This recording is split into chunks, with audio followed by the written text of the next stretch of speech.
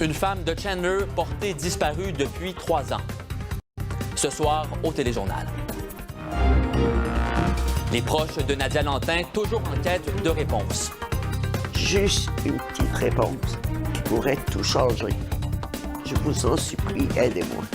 Il sollicite l'aide des chasseurs.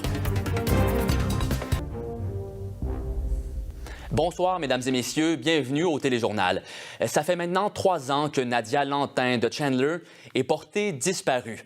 Si les chances de retrouver la dame vivante diminuent avec le temps, ses proches tentent toujours de comprendre ce qui a bien pu lui arriver. Ils demandent aux chasseurs, qui sont nombreux ces temps-ci à se rendre en forêt en ce début de saison, de rester à l'affût. Leur aide pourrait s'avérer précieuse. Roxane Langlois. Juste une petite réponse qui pourrait tout changer. Je vous en supplie, aidez-moi. Gloria Alain n'a plus espoir de retrouver sa fille vivante, mais souhaite ardemment savoir ce qui lui est arrivé. Nadia Lantin a quitté le IGA où elle travaillait le 22 septembre 2021 et n'a plus jamais été revue.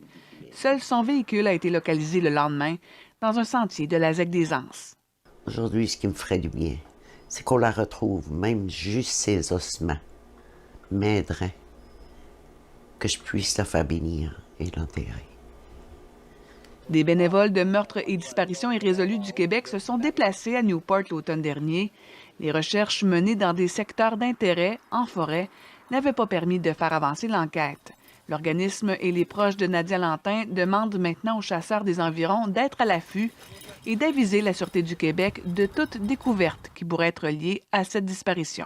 En fait, si on retrouvait les restes de Nadia, on pourrait avoir une idée de ce qui s'est produit avec elle. Donc, mais si on trouve des indices, des items qui lui appartenaient, sans toutefois la retrouver, ça pourrait quand même aider au niveau de l'enquête. Donc, c'est un petit coup de pouce que les gens pourraient donner, là, surtout à la famille. Meurtres et disparitions irrésolues du Québec prévoit revenir à Chandler au printemps pour reprendre les recherches, toujours dans l'espoir de pouvoir répondre aux nombreuses questions des proches de Nadia.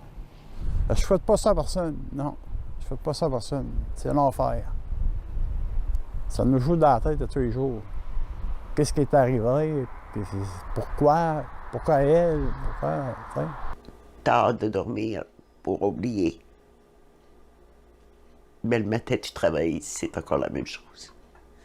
Ça fait 3 ans que je vis ça.